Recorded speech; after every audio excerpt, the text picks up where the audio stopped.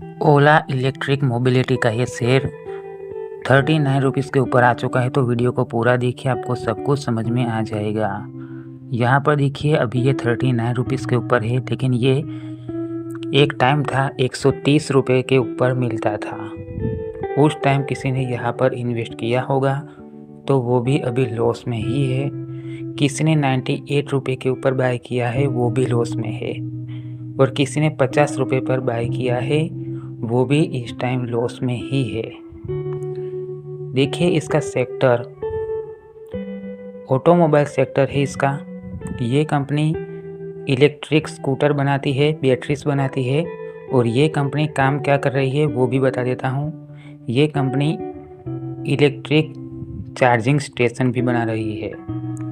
लेकिन इस कंपनी का शेयर 130 रुपये से लगातार गिरता हुआ 40 रुपये से भी कम हो चुका है। तो यहाँ पर जिन्होंने भी इन्वेस्ट किया है वो अभी लॉस में ही है। लेकिन अभी देखिए ये स्टॉक BSE और NSE के ऊपर लिस्टेड है। तो यहाँ पर वीडियो को पूरा देखिए, सब कुछ समझ में आ जाएगा। यहाँ पर वॉल्यूम कंप्लीट है, लेकिन इसकी जो ये मार्केट कैप है 17,000 करोड़ इसकी मार्केट कैप है। तो ये मार्केट कैप के हिसाब से अगर देखा जाए तो ये ऑटोमोबाइल सेक्टर है, तो यहाँ पर तो ये बहुत कम है। लेकिन शेयर की प्राइस भी तो देखिए 40 रुपये से कम है। तो ये सही भी है, लेकिन थोड़ा सा नेगेटिव भी है। तो इसका PE रेशियो ये तो नेगेटिव में है। इस कंपनी के ऊपर थोड़ा सा डेब्ट है, लेकिन यहाँ पर इसका ROE देखिए, ROE भी नेगेटिव में है। EPS को देखें तो EPS भी नेगेटिव है। यहाँ पर डिविडेंड नहीं मिलता है, ये बात समझ लीजिए। अगर होल्ड करके रखोगे तो भी कोई फ़ायदा होने वाला है नहीं। यहाँ पर डिविडेंड नहीं मिलता है। और इसकी जो बुक वैल्यू है 11.66 है, तो ये भी नेगेटिव हो चुका। अब यहाँ पर फेस वैल्यू देखिए, इसकी 10 रुपये इसकी फेस वैल्यू है।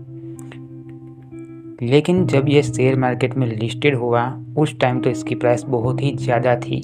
लोगों ने इसके अंदर बहुत ज़्यादा पैसा लगाकर ही बाय किया है। किसी ने 100 पर किया है, किसी ने 120 रुपये के ऊपर, किसी ने 125 रुपये के ऊपर इसको बाय किया है। वो लोग अभी तो लॉस में ही है।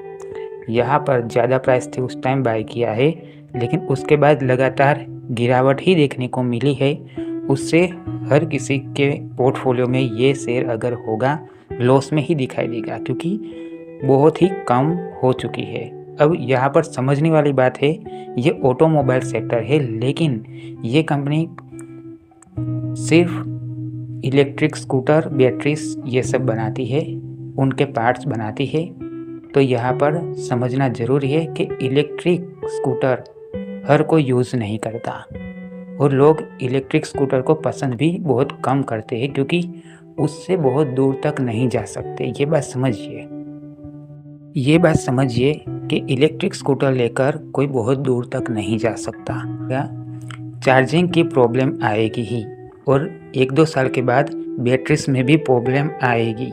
बैटरीज बदलवानी पड़ेगी, उसकी सर्विस, ये सब देखते हुए लोग इलेक्ट्रिक स्कूटर को ज़्यादा पसंद नहीं करते हैं।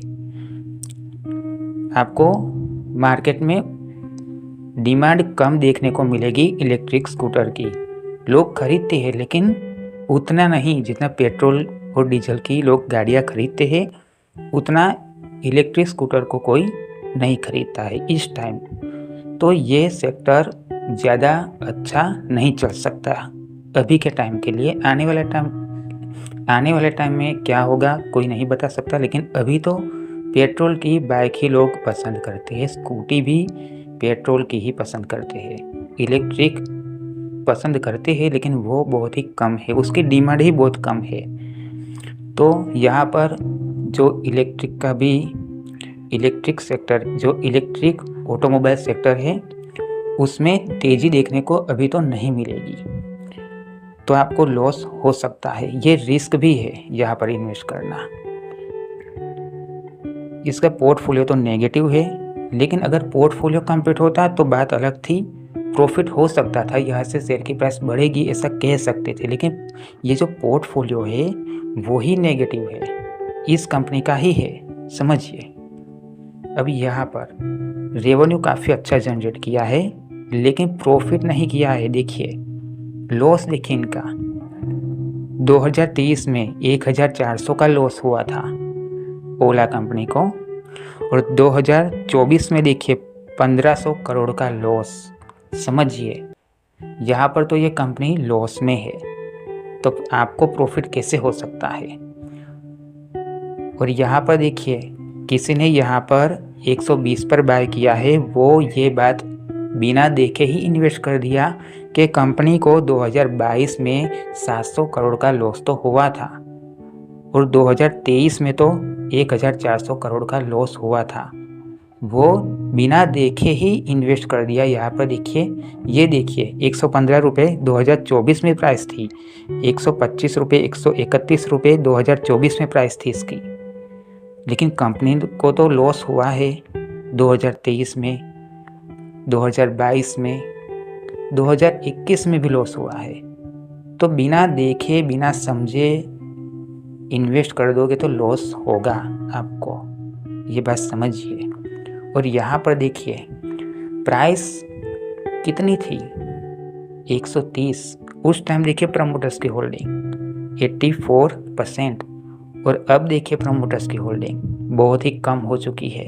प्रमोटर्स ने ज़्यादा प्राइस में ही इस शेयर को सेल कर दिया, अपना प्रॉफिट बुक कर लिया प्रमोटर्स ने।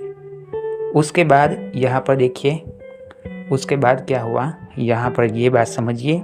म्यूचुअल फंड का यहाँ पर 4% का इन्वेस्टमेंट था, FII का यहाँ पर 4% का इन्वेस्टमेंट था। अब देखिए म्यूचुअल फंड का 2% हो गया है, FII का भी 2% हो चुका है। उन्होंने भी अपना पैसा यहाँ से निकाल लिया है। और प्रमोटर्स, उन्होंने तो ज़्यादा प्राइस में ही सेल कर दिया, अब वो तो प्रॉफिट में ही है। अब लॉस में कौन है, सिर्फ ये रिटेल, मतलब कि पब्लिक। यहाँ पर पब्लिक ही लॉस में है, ये बात समझिए। इसका नॉन करंट एसेट्स को देख लेते हैं यहाँ पर।